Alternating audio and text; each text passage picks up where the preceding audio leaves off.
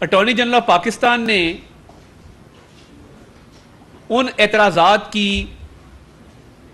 جو کہ Pakistan bar council اور دیگر بار کونسلز کی طرف سے اٹھائے گئے تھے ان کی تائید کی اور کہا کہ ایک جج صاحب جن کے خلاف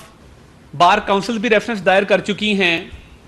اور ان پر بدعنوانی کے الزامات بھی ہیں، آمدن سے زائد اثاثہ جات کے الزامات ہیں، ٹیکس ایویژن کے الزامات ہیں اور ذرائع آمدن کے حوالے سے سوالات ہیں، تو وہ ریفرنس سماعت کے لیے مقرر کیوں نہیں کیا جاتا اور کیا امر مانے ہے کہ اس کو سماعت کے لیے مقرر کر دیا جائے۔ یہ اعتراضات آج عدالت میں اٹھائے گئے، جس پہ عدالت نے تحریری طور پر ان اعتراضات کو جمع کرانے کے حوالے سے ہدایات جاری کی ہیں، اور یہ تحریری طور پہ پولیٹیکل پارٹی کی طرف سے بھی، سرکار کی طرف سے بھی اور بار کونسلز کی طرف سے بھی جمع کرائے جائیں گے، کیونکہ ہماری سوچ یہ ہے کہ 7 سینئر موسٹ ججز کا بینچ جو ہے اس اہم معاملے پہ بنایا جائے۔ یہ رائٹ ہے سینئر موسٹ ججز کا کہ وہ ایسے آئینی اور جو قانونی پیچیدگیوں والے معاملات ہیں اس پر سماعت کریں اور فیصلہ کریں، اور جب چیف جسٹس کے اختیارات کو محدود کیا گیا ہے اسی بل کے اندر، اسی ایکٹ کے اندر، تو کیا چیف جسٹس کا اس کیس کو سننا مفادات کا تصادم نہیں ہے؟ کیا وہ کانفلکٹ آف انٹرسٹ کے زمرے میں نہیں آتا؟ اور کیا یہ مناسب ہے کہ وہ اس کیس کو خود سنیں؟ تو اس لیے بینچ کی تشکیل منصفانہ ہونی چاہیے، کیونکہ انصاف صرف ہونا نہیں چاہیے، انصاف ہوتا نظر آنا چاہیے۔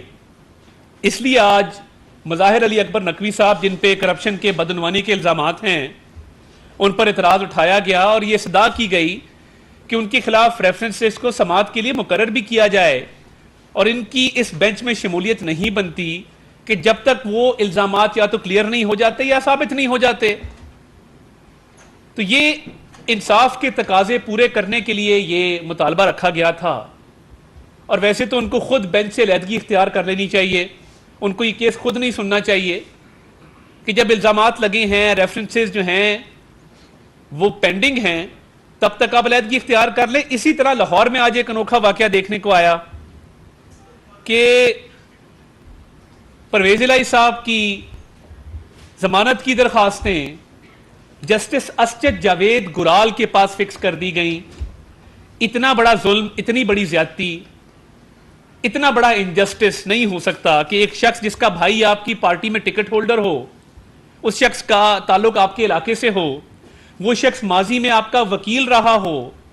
وہ شخص آپ کے ساتھ رابطے میں ہو، سماجی محفلوں میں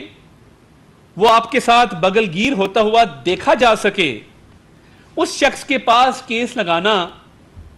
اور اس شخص کا اس کیس کو سننا، اس سے بہتر تھا گھر میں ہی عدالت لگا لیتے، گھر میں ہی فیصلہ کر لیتے کہ ضمانت مل گئی ہے۔ یہ بہت بڑا ظلم ہے، بہت بڑی زیادتی ہے کہ جو کرپشن کے الزامات ہیں، جو تحقیقات ہیں، اس پہ ایڈجوڈیکیشن کے لیے، فیصلہ سازی کے لیے ایک ایسے شخص کو بٹھایا گیا ہے جو ان کے گھر کا فرد ہے، جو ان کے ساتھ روزانہ رابطے میں ہے، جس کے خاندان کے افراد پارٹی میں بطور پارٹی کارکن، بطور ٹکٹ ہولڈر اپنا فعال کردار ادا کر رہے ہیں۔ تو اس سے آگے کیا ہے؟ اس سے آگے یہی ہے کہ پرویز الہی صاحب، لوگ یہ کہہ رہے ہیں، مجھے ایک وکیل صاحب کا فون آیا، انہوں نے کہا اس سے بہتر تھا کہ آپ پرویز الہی صاحب کو لاہور ہائی کورٹ کا اعزازی جج مقرر کر دیتے۔ میں نے بڑا سمجھایا ان وکیل صاحب کو کہ یہ نامناسب بات ہے،